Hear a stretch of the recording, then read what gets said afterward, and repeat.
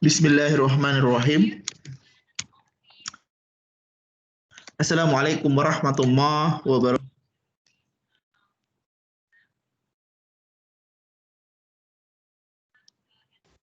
Waalaikumsalam warahmatullahi wabarakatuh. Very good afternoon, sisters and brothers. Hopefully you are now in the best of health and the best. I would like to express my thanks and appreciation to all of you who have been still with us until the 8th class meeting of introduction of macroeconomics. And I do understand that you are so tired today because you just finished your previous class of microeconomics.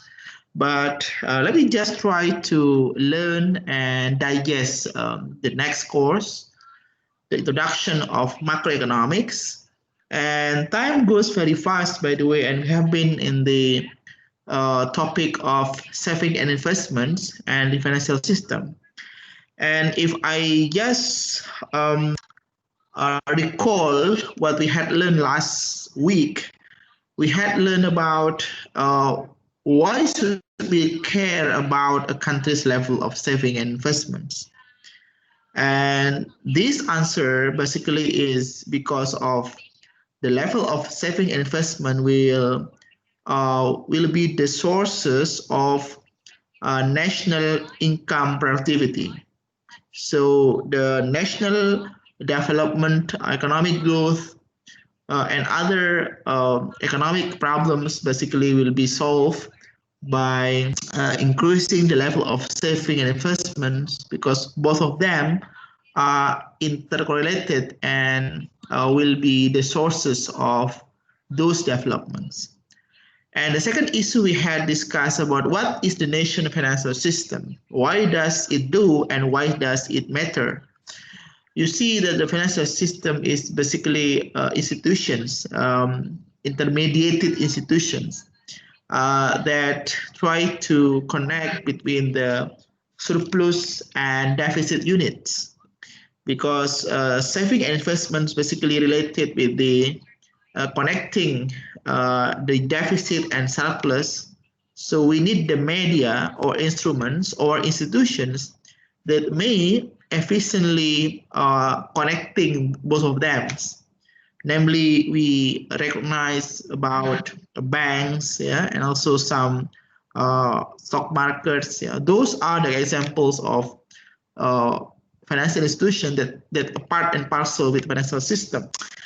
And the third one is why are the level of saving and investment high at some times and low at other times?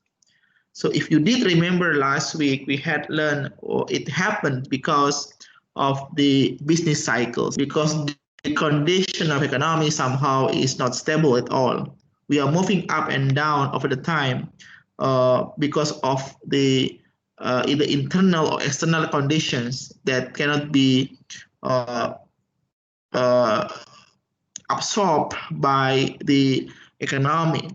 So these are the reasons why the level of saving always fluctuate. Now, sisters and brothers, if you see from these three questions we had learned last week, and we try to carry on the discussion on the last two topics about what can the government do to change a nation's saving and investment levels. So having understood the importance of the saving and investment, the importance of the financial system, and what the importance of why it fluctuating over time. So now we try to understand how to make this nation saving investments fit or suitable with the economic. That is the rule of the government will take place. And as the last part, we are going to learn about what should the government do in regards.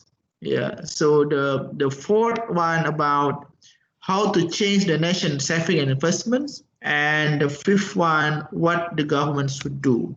So we go to little bit details about the policy responses.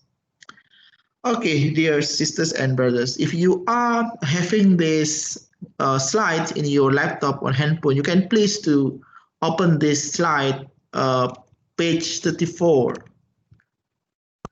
34 slide, you can just open that one. So we will directly focus on this slide, the continuation of the previous slides, basically, yeah, about the effect of the government policies on saving and investments. So, any question before I start, please, sisters and brothers?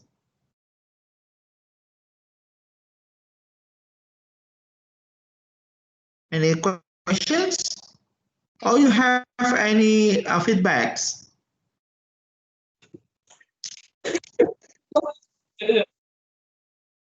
Yes, Hoiril, are you there? You have any questions? Okay, if there is no any questions, you can just take your attention, please, to this slide. Yeah, even though you are maybe moving around, you are surrounding with many activities. Let me just discuss about this. Yeah. Here we start with the graphs. Yeah, you see from the screen that we see the supply and demand. Yeah, and the supply and demand basically try to to balance between the supply of fund and demand for fund. Supply of fund refers to the saving activities, and demand for fund basically refers to the investment activities. So the combination between supply and demand for money will have the equilibrium. On this regard, you can see the equilibrium of the loanable funds. Loanable funds mean the funds that readily loaned or the fund is readily borrowed by the third parties. And here we have in the horizontal line, we have real interest rate. Real interest rate basically the price of money. The price is money in the form of percentages. So the higher percentage, it means that the price of money is expensive and vice versa. So from this part, the equilibrium between supply and demand will have the numbers 1,200. And this 1,200 represents the equilibrium positions of the supply and demand of fund that readily supplied and readily borrowed in economy. Yeah. And the next one here is what makes this supply and demand move or decrease or increases. Yeah. So there are some government policies can affect saving and investments. So saving investment actually is the endogenous variables. So it does mean that the government can intervene or make the saving and investment differs or move up and down according to their preference. So here you can see the taxes can affect saving, and taxes can affect investment, and government budgets can affect saving. So those three activities, those three things, will detail discuss through the next slide. Yeah, the next one, policy one is saving incentive. Yeah, you see here taxes can affect saving. Yeah, what is the policy needed? Yeah, here means the saving incentive. So the interest earned on saving is considered taxable incomes. So if you pay the interest rate, dear sisters and brothers, basically you are taxed by the banks because your income is reduced or taken by the banks through the interest payments. So the interest payment here will reduce and decrease the income that you can use or the consumption that you can do because you have to pay the interest payment. Yeah. So taxes on interest. So the interest is equalized by taxes. Yeah. So interest is basically the tax. Tax of what? Tax for money. So if you pay the interest, you are taxed by the banks. And taxes on interest income substantially reduce the future payoff from current saving. So if you have to pay the interest rate, basically you will be having the reductions of the future payoff from your current saving. It means that your current saving, your existing saving, will be reduced gradually or time to time because you have to pay the interest rate in the future. Yeah. So the interest rate basically or normally constant over the time. So you have to pay the interest rate, for example, 5% for almost 10 years, and it is constant. So if it's constant, you have to pay every month 5%, 5%, 5%. But in the same time, your income also may be constant as well. But your daily needs, your daily consumptions may increase because of inflation, for example. So as a result here, such taxes reduce the incentive to save.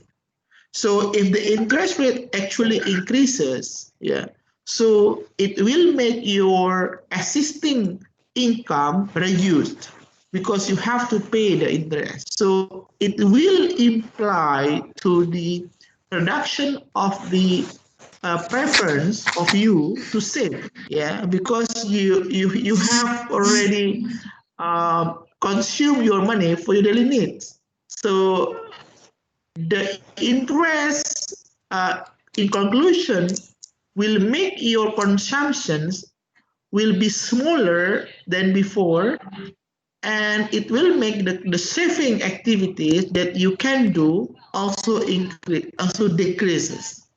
Yeah. So in short, the interest rate or the higher interest rate actually will reduce the ability or the preference of you to save.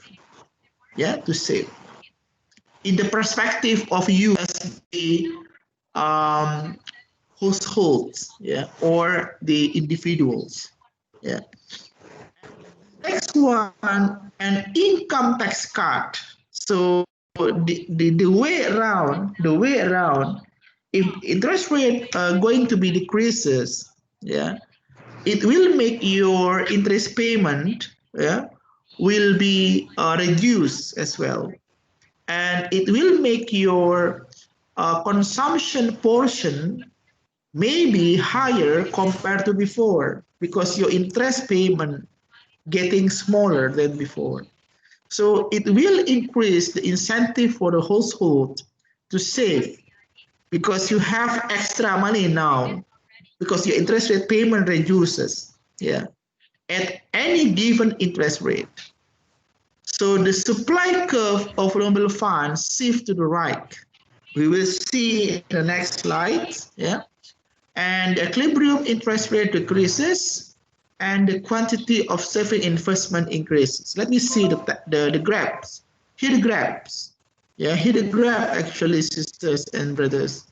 If you see from the graphs, we have the initial equilibrium is S1 and we have demand initial equilibrium.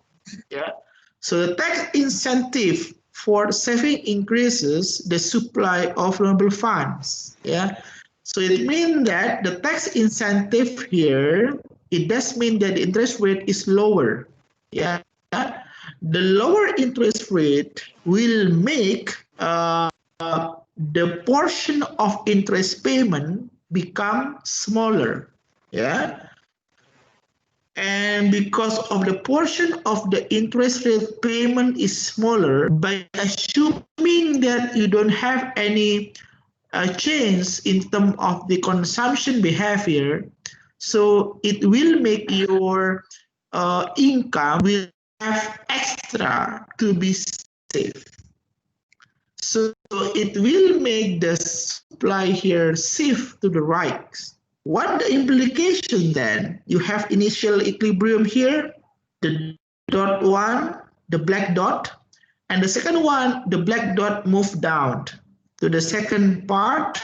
Yeah, the first equilibrium is 5% interest rate and 1,200 for loanable funds. But now here it has reduced to 4%, yeah, because of the fund available is much more. Therefore, the price is lower, and then it will imply to the increase of loanable funds. So the conclusion is the higher interest rate will reduce the incentive, or reduce the saving account. The higher interest rate will reduce the saving preference.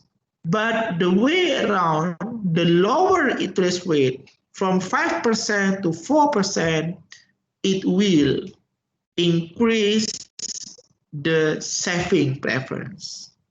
And it shows by the increase of loanable funds from 1,200 to 1,600. Yeah.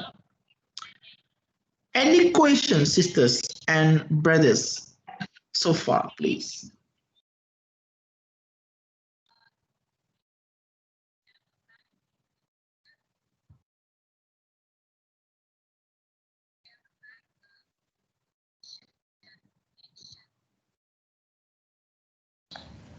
No, sir. Okay, no questions.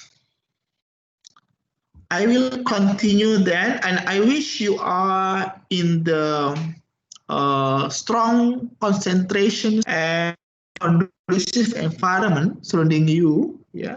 So even though you are maybe not turn on the video, but you are really listening what I'm presenting. Yeah, I'm trying to reduce the speed. Yeah, so you can digest the presentations. The next one, the policy two, second policy is about investment incentives. Yeah, so business pay taxes on their profits. You agree on this? So if you have profit, you must pay the tax of the profit. So the higher profit, it means the higher level of taxes. The government may reduce a firm's profit tax on the condition that it spend more to investments. Yeah. So it means that even though the profit is large, yeah, but it does mean that the tax paid to the government will be higher as well. No, because the government will give you an investment tax credit. Yeah.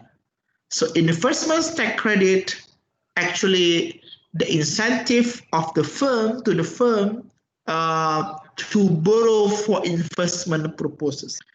So if the government, if the firm needs money and the firm will borrow the money to the banks, and the bank will not tax the profit, yeah, or will not give the tax to the companies. Yeah. So I read again, an investment tax credit increases the incentive firms have to borrow for investment purposes. So there is no any tax for the companies that borrows money to the bank for investment purpose. So it will shift the demand curve for non-notable funds to the right. Let me see next in the slide. The interest rate increases and saving and investment increases as well. Let me see the graphs. Here, an increase in demand for renewable fund. You see that the initial equilibrium, the blue line, yeah, 1,200, and you will have 5%. And then here, an investment tax credit increases the demand for renewable fund. It means that the government will give the incentive of tax for the profit got from the company. So if the company get profits, the tax is not that much than before. Yeah, in order to promote the company to borrow money for investment purpose. So for that conditions, the company will have the incentive, we have the more preference, because the money that they borrow from the bank will not be taxed as much as before. So here, the demand for non-notable fund will increase here to the D2. So because the demand for loan fund increases, so it will increase the interest rate to 6% and increase also the non-notable funds to higher compared to before. Yeah. So the second policy, this is the second policy, increase the demand for non-notable fund by reducing the tax for investment purpose. Applicable for whom? Applicable for individual or companies that have intention increasing the investment. The next one, the third policy, yeah, is the government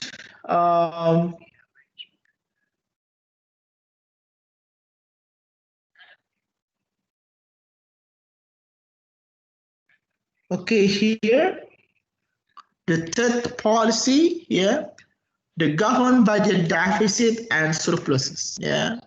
So here, when the government spends more than it receives in tax revenues, so it means that deficit.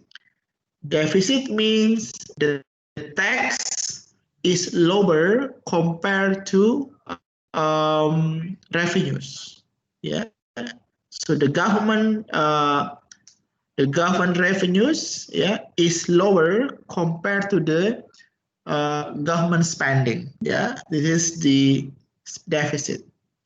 The government must borrow money in the market vulnerable fund to fill the gaps. You see that T minus G less than 0. It means that the tax is lower compared to the government spending. So because of the tax is lower, it means the revenue of the government is lower. So the government must borrow then the money to make the T equal with G. Yeah. So the accumulation of the past budget deficit is called the government debt. So the government debt basically is the accumulation of the previous debt that has been accumulated by the government in the last period of time. Next one. The government borrowing to pay for its budget deficit reduces the supply of available funds available to pay for investment by the household and firms. You see that because of the government attempts to borrow money in the market, so it will make the demand for loanable fund increases market. because the government wants to fill up the gaps, yeah, because of deficit. And this fall in investment is referred to the crowding out, yeah. So the crowding out effect basically is the conditions whereby the government tries to borrow the money from the markets, yeah, so that it will make the renewable fund reduced in the market, yeah. So the budget deficit borrowing crowd out. Crowd means make the existing fund reduce.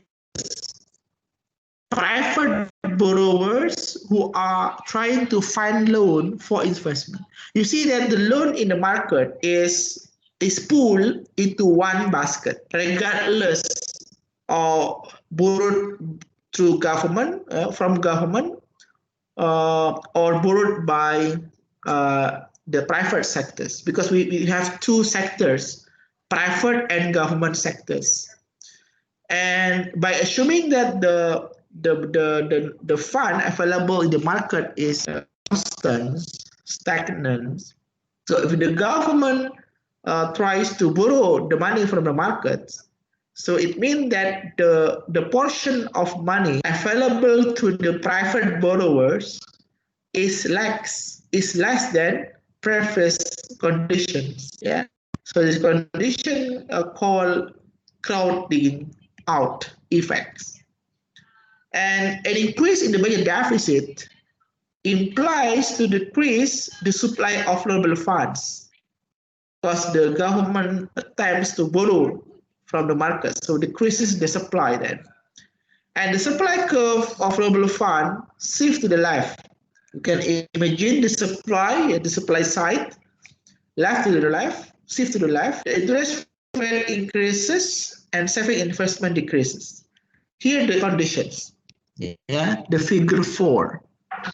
So initial condition is supply and demand in the blue lines, and because of the budget deficit happens, the government tries to borrow, and it will make the supply of noble fund decrease here, yeah, to the left, and it will make the interest rate increases from 5 to 6%, and it will make also the loanable fund decrease, yeah, from 1,200 to 800.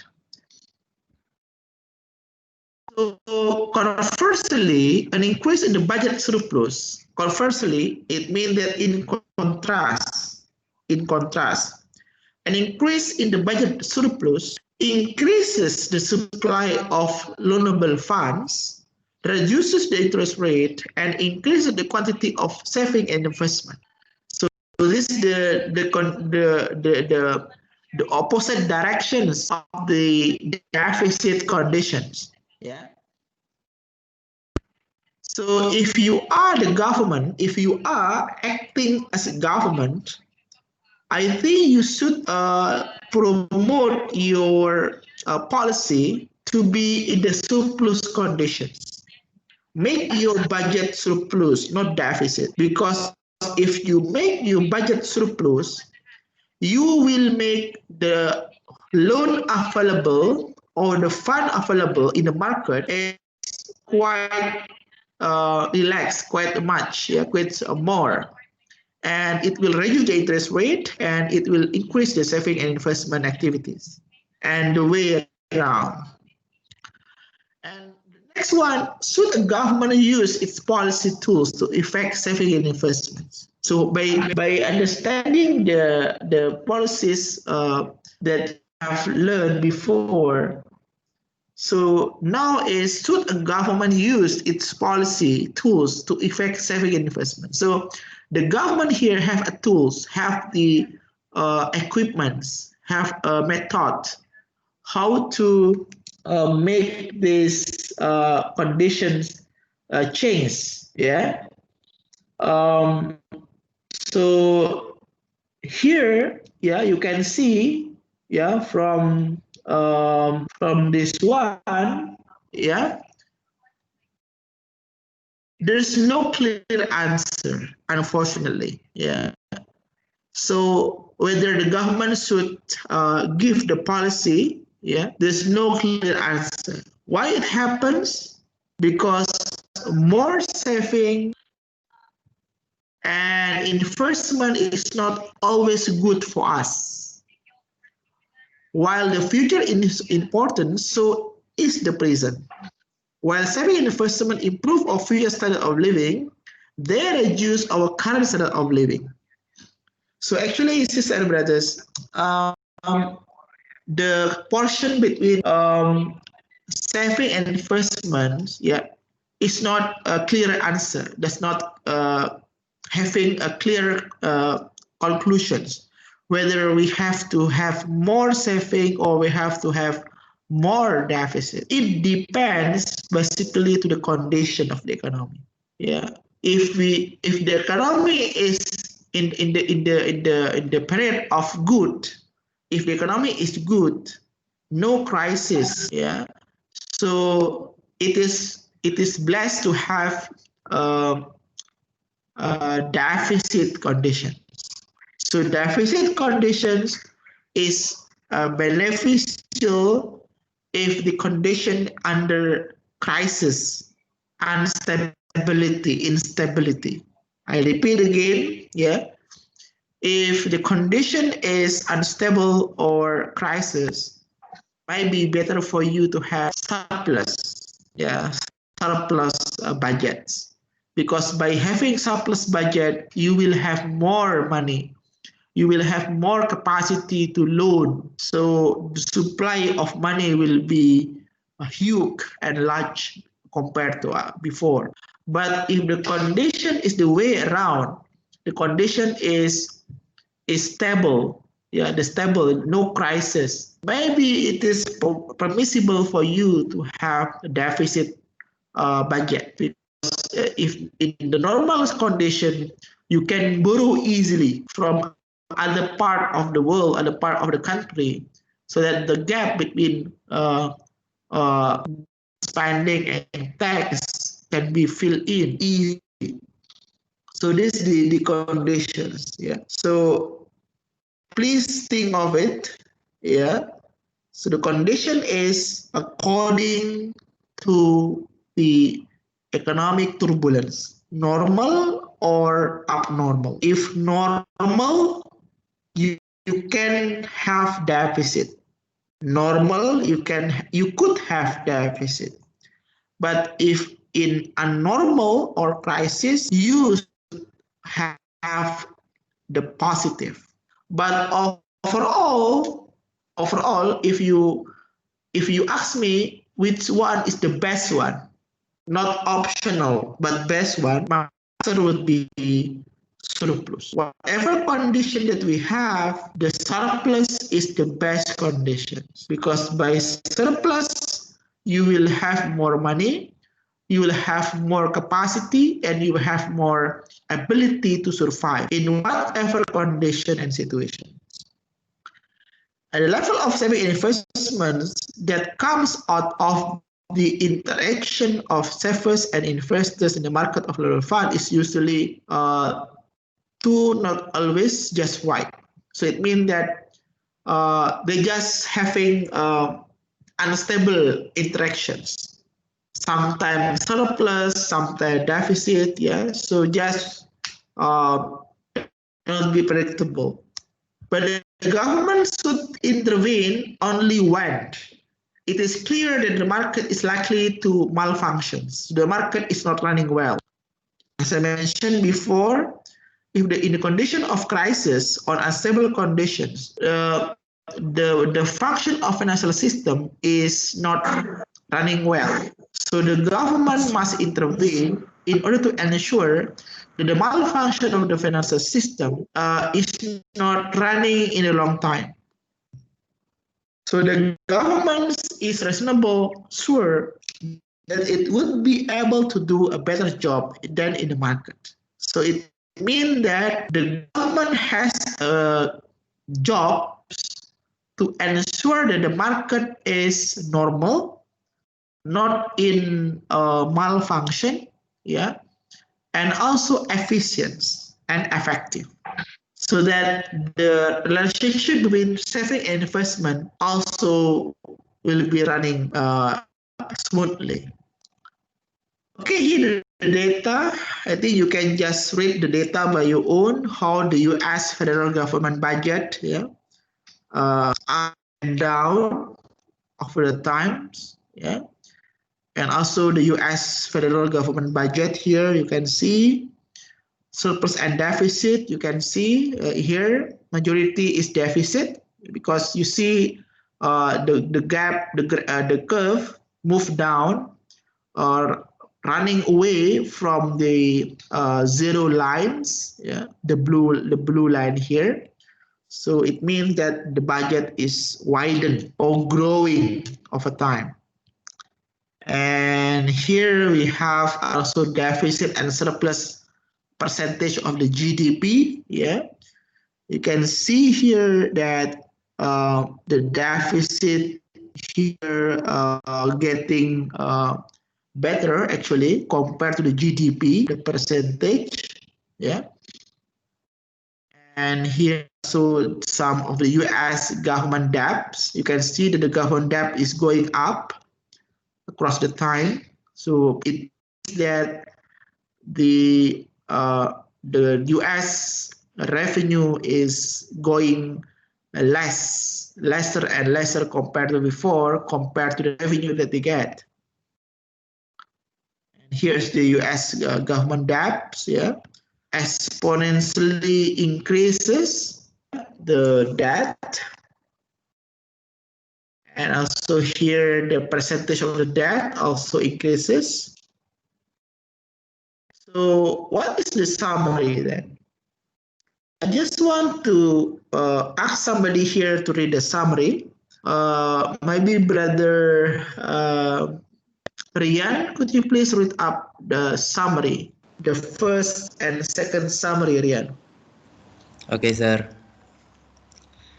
The summary: the U.S. financial system is made up of financial institutions such as the bond market, the stock market, banks, and mutual funds. All these institutions act to direct the resources of households who want to save some of their income into the hands of households and firms who want to borrow. Yeah. So it means that those institutions that you read is acting as intermediate institution. The next one. Could you please read Brother Rahim Abdurrahman, please. The next summary, brother. The third one. Income accounting identitas reveals some important relationship among microeconomics variables. In particular, in a closed economy, national saving must equal investment. A financial institution attempts to match one person saving with another person investment. Okay. So the basic understanding, the national income is influenced by the amount of saving and investment, whereby the saving and investment must be equal. So if the saving is higher than investment, it means that there is unusable fund, unusable money increased. But if the saving is less or smaller than investment, it means that there is lack of money in the market. The money is scarce, is scarce, so that the interest rate may be increased over time. So the next one, I want to just ask here, Sister Dia Early, please.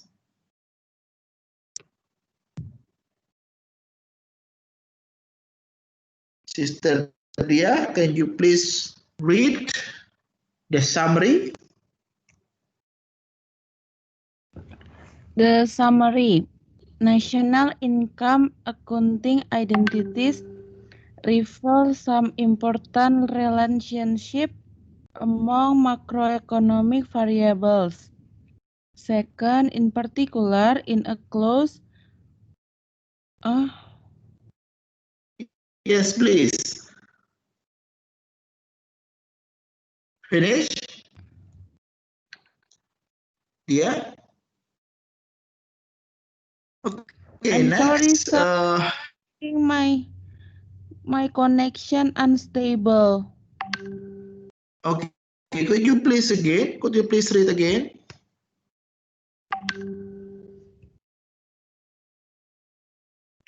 Okay, sister, I want to replace with others. Ilham, please, brother Ilham. Yes, sir. Yes, could you please read the summary? Summary. The interest rate is determined by the supply and demand for earnable funds. Next, the supply of earnable funds come from households who want to save some of their income. Next, the demand for earnable funds come from households and from who want to borrow for investment. Okay. Sudah, sir? So, yeah. So the interest rate. Hello. Have you finished? Hello. Ilham? Yes, Ilham. Okay. I will continue. Yeah. So the interest rate happens. Yes, the interest rate happens. The interest rate is determined by the supply and demand from earnable funds. The supply of earnable funds come from households who want to save some of their income. The demand for earnable funds come from households and firms who want to borrow for investment. Okay, thank you, Ilham. So the interest rate come out because of the interest or the I want yes you finish. So the interest rate happens because of the price of investment and saving that come from the household and the firm who have the surplus and deficit funds.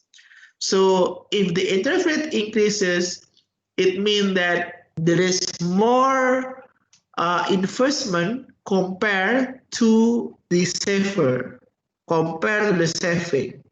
So interest rate increases because of investment is higher compared to the saving.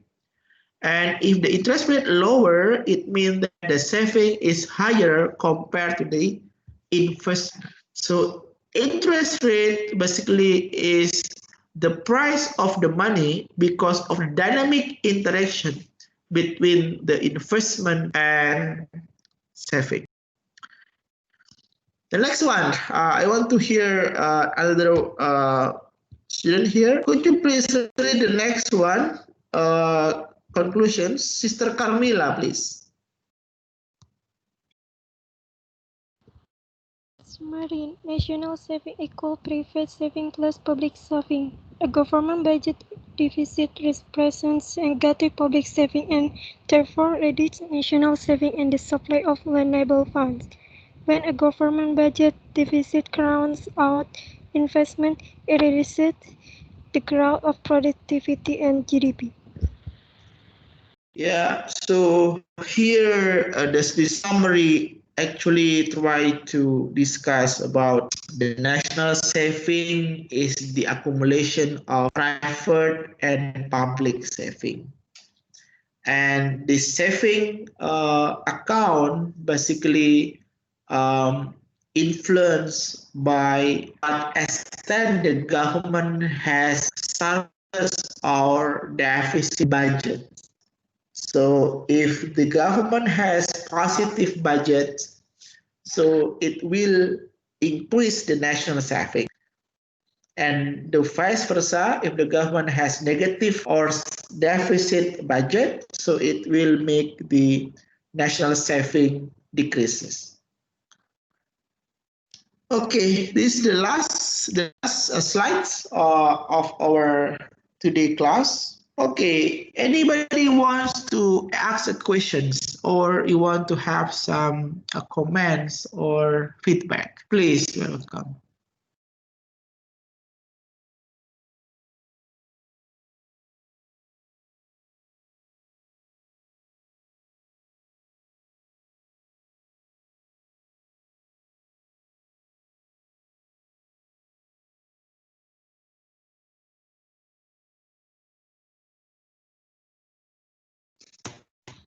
Do you have any questions? Okay, if you have no questions, then we will end the class for today. Yeah, and please be prepared for the examination for next week. Yeah, and the material from the fifth meeting or the meeting after the previous exams until today slides or discussions. And the technique of the examination is equal or similar with the previous examinations. So please do take attention and ensure that your connection is good enough so that you can finish the exam and submit the exam smoothly. And in detail, I will inform you through class leaders. And if you have some question before the exam, please don't hesitate to contact us. I think that's all, sisters and brothers, for today class. Any discussions, questions before we end the class, please? Pak. Yes, please, brother. Pakai bahasa boleh, Pak? Ya, bahasa Inggris, please. Oh, bahasa Inggris. Yes, Denny. What questions that you want to raise?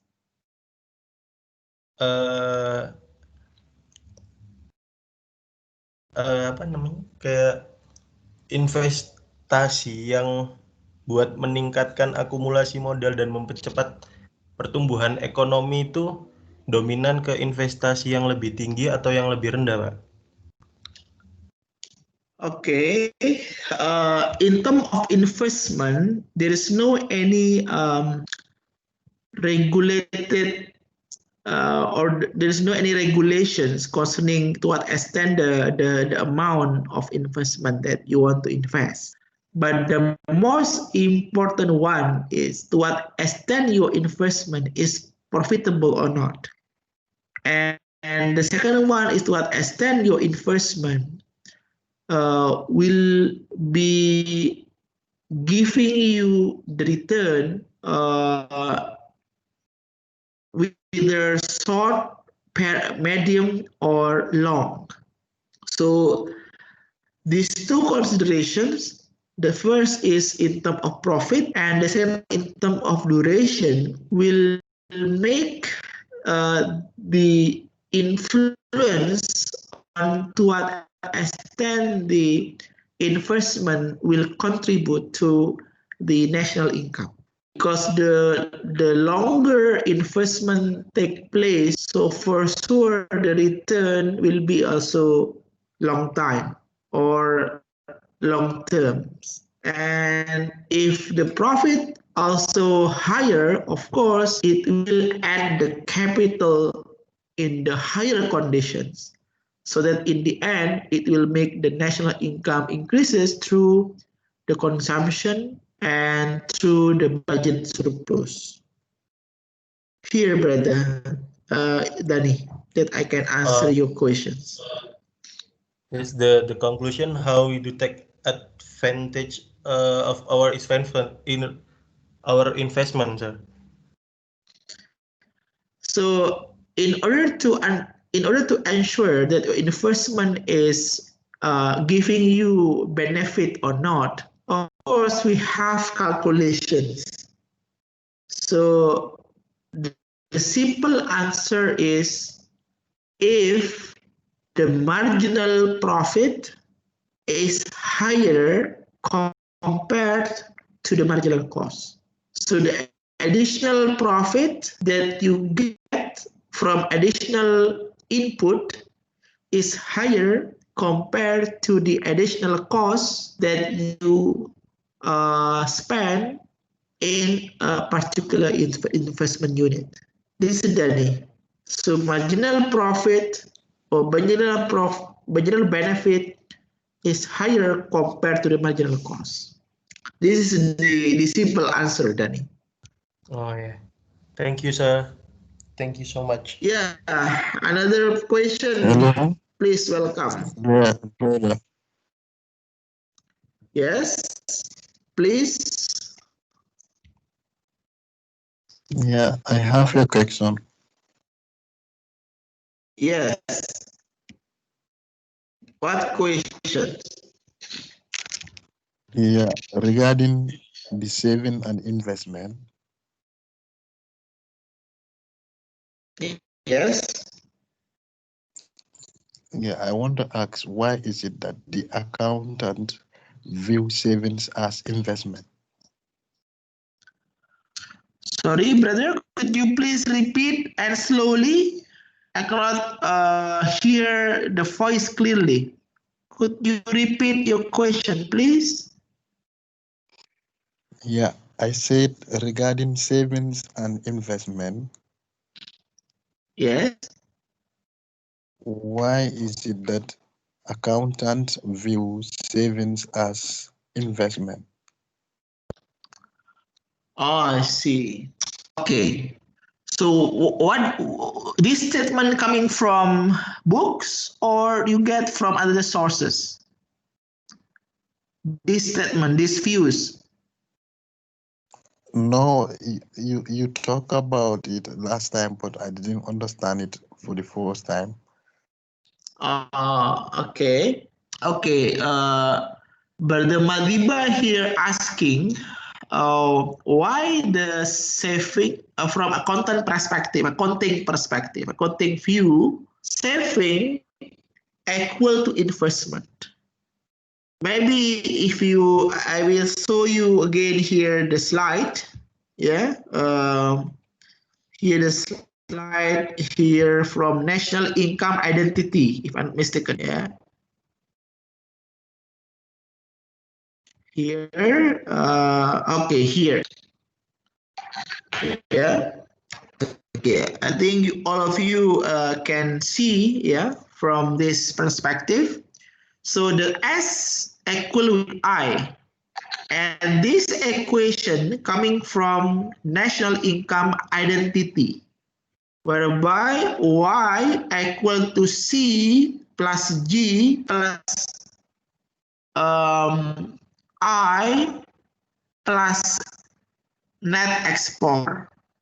But because of we are assuming in the closed economy, so we only has Y equal to C plus I plus G.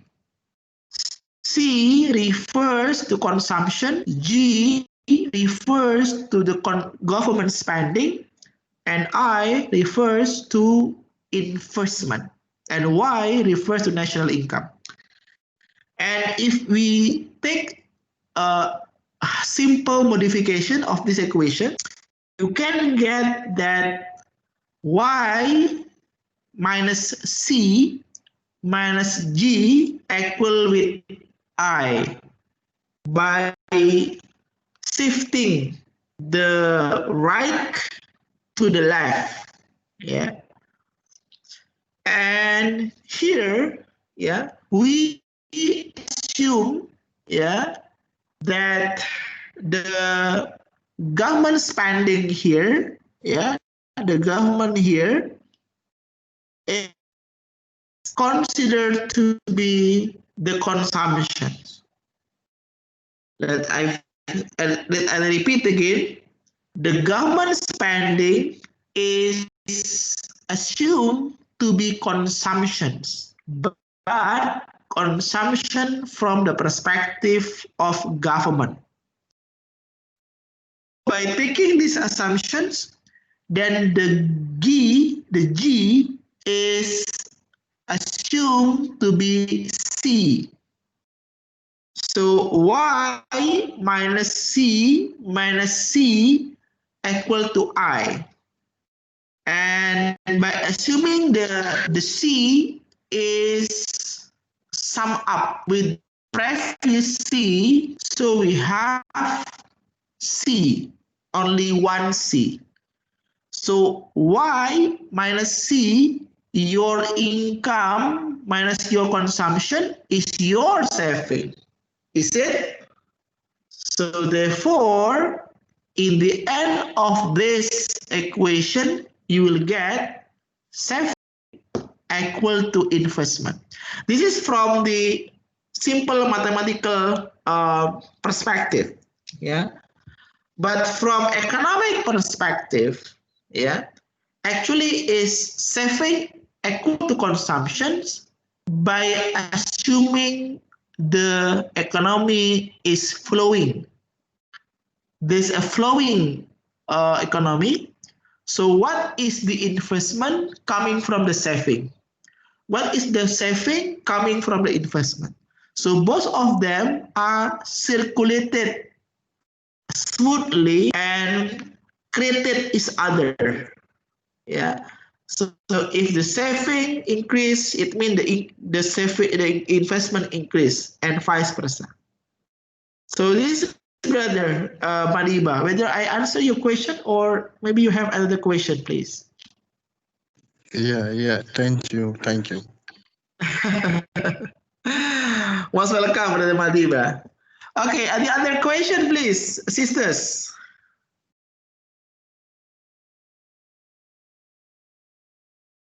Clear? Okay, brother Abdul, most welcome. Yeah.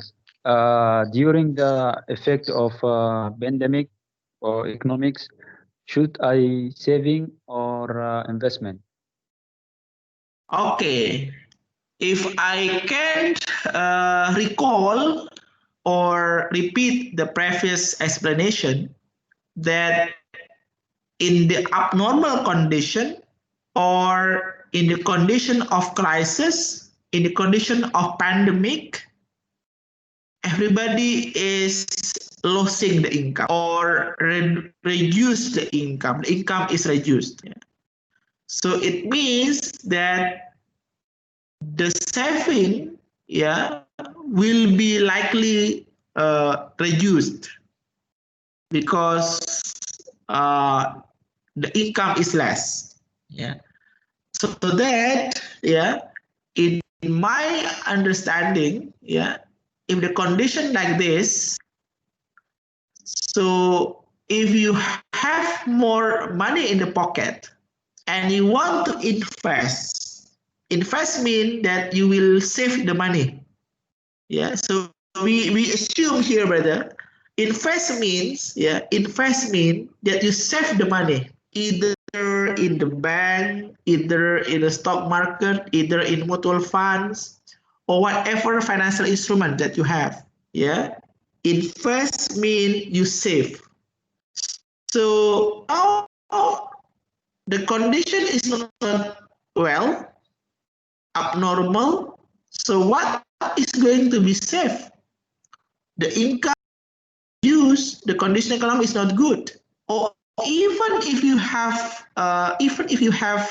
extra money and you want to save, the question remains: anybody will take the money for borrowing. In case that you have extra money, you put your money in the bank, you're not infected, you're not affected by the pandemic, you still have much money, and the question remains whether your money, your invested money, your saved money in the bank will be borrowed by third parties, will be borrowed by businesses, will be borrowed by entrepreneurs. Maybe it will be, but not much, because the demand is weak. The pandemic will make people not have mobilization, not mobile or stagnant.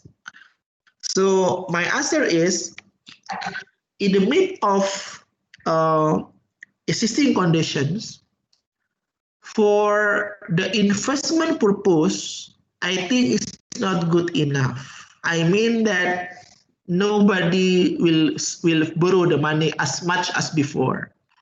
But for individual, so we differentiate here, yeah, between individual and business. But for individual, if you have extra money in your pocket, better for you to save, because you don't know the future conditions. So in case the future condition is normal or back to the normal, so your saved money can be used to investment. But in case that the future condition is not good, remain the same or maybe worse than before, your saved money in the bank could be the buffer, could be the precautionary fund, the fund that can be taken timely or whatever you want, so that you can preserve your level of consumption, particularly for the daily needs. So my answer to Bedo Abdo is, as the personal condition, as personal human being, if you have extra money, you can save the money. But for the business, yeah, in the current situation, if you have extra money, I think better business to also save the money as well, because the condition of the future is much more important. If the future condition back to normal, so the money that you save can be used for investment, because the condition is normal, back to normal. But the way around, still in the pandemic, so the saved money will be retaken, will be withdraw, yeah, because you want to preserve your level of consumption. So save, and save, Brother Abdul, right now. Any other response? Thank you, sir. Yes, thank you. Most welcome. Any other response, questions, or enough, sisters?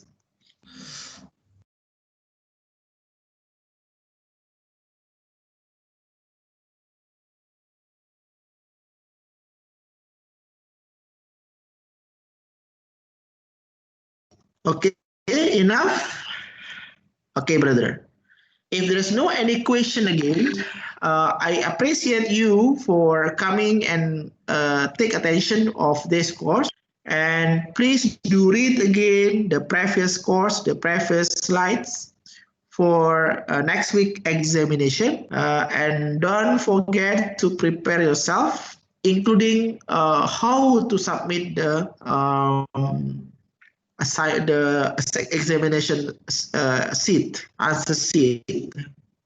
And please ensure your connections, and please do take attention with your answer, and also we'll try to continue the discussion again next week. Please do look the next chapter, and we try to go through slowly, and hopefully you still have have a great spirit to learn this subject, Introduction to Macroeconomics. And with that, thank you. And we end this session with by reciting Hamdalah together. Alhamdulillahirabbil alamin.